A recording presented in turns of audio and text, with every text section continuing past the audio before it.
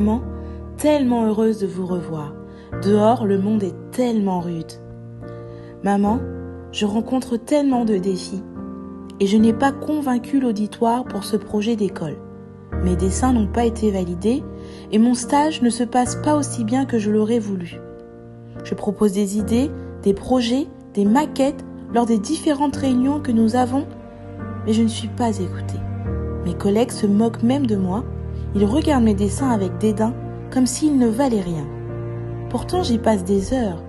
Ils ont tellement plus d'expérience que moi, de talent, d'intelligence.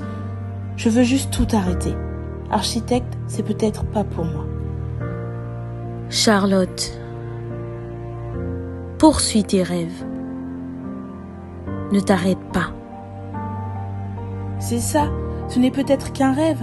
Chaque matin, lorsque je me réveille, les seules phrases que j'entends, c'est « Tu n'y arriveras pas »,« Plus d'intelligence, Charlotte, plus de créativité, vos résultats ne sont pas à la hauteur de cette école. Changez de projet, mademoiselle. L'architecture, ce n'est pas pour vous. » Je ne suis pas à la hauteur. Papa, maman, je ne suis pas à la hauteur. Pardon de ne pas être à la hauteur de votre soutien. Non, Charlotte, ne crois pas que tu es ce que tu vis. Tu n'es pas ce que tout le monde dit. Tu n'es pas une note de classe, ni même un résultat du jury. Tu es bien plus que cela. Ne regarde pas à la réalité de ce que tu vis, mais à la vérité de ce que tu es. Tu as une valeur et celle-ci ne change pas avec les épreuves. Ta valeur est celle que Dieu t'a donnée à ta naissance, à ta création. Ce rêve qui est dans ton cœur n'est pas le tien, mais celui que Dieu a mis à l'intérieur de toi. Sois convaincu qu'il en est l'auteur et celui qui te conduira. Comme un billet de banque ne perd pas sa valeur, qu'il soit froissé, traîné, piétiné ou même déchiré.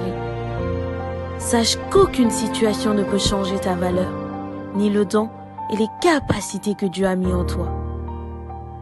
Dieu t'a rêvé et a rêvé des projets excellents pour toi. Tu traverseras encore des moments moins évidents, mais rêve et poursuis tes rêves. Tu le verras s'accomplir. Les personnes autour de toi, les circonstances te permettront de grandir. Ne compare pas ta vie à celle des autres. Ta course n'est pas en fonction des autres, mais vis-à-vis de toi-même. Continue à rêver, à travailler et à croire en ce rêve. Accepte de passer au stade d'adulte, mais surtout, sache qui tu es. Tu dois connaître ton identité, être consciente de ton identité, de qui tu es réellement. Tu as un nom, tu as un héritage, une destinée, des plans que Dieu a déjà écrits d'avance pour ta vie, qu'il manifestera certainement. Sache, ma fille, que ton estime personnelle prend racine dans la connaissance de ton identité. Ne laisse rien ni personne mettre en doute ton identité. Tu seras architecte. Oui, je serai architecte. Mon identité définit qui je suis. Ce que je suis. Je sais qui je suis. Une créature merveilleuse de Dieu, équipée et prédestinée par l'architecte des architectes. Tel il est, tel je suis. Oui, je serai architecte. Exactement, ma fille. Tel il est, tel nous sommes. Si Dieu est créateur, toi aussi tu l'es. Tu seras architecte. Quelques années plus tard. Allô maman, tu m'as vu à la télé? L'immeuble a été inauguré aujourd'hui. J'ai reçu une médaille d'honneur.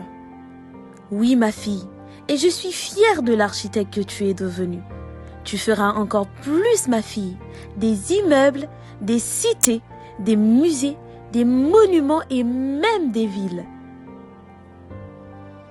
1 Jean 4, verset 17, tel il est, tel nous sommes aussi dans ce monde. C'est en cela que l'amour est parfait en nous, afin que nous ayons de l'assurance au jour du jugement.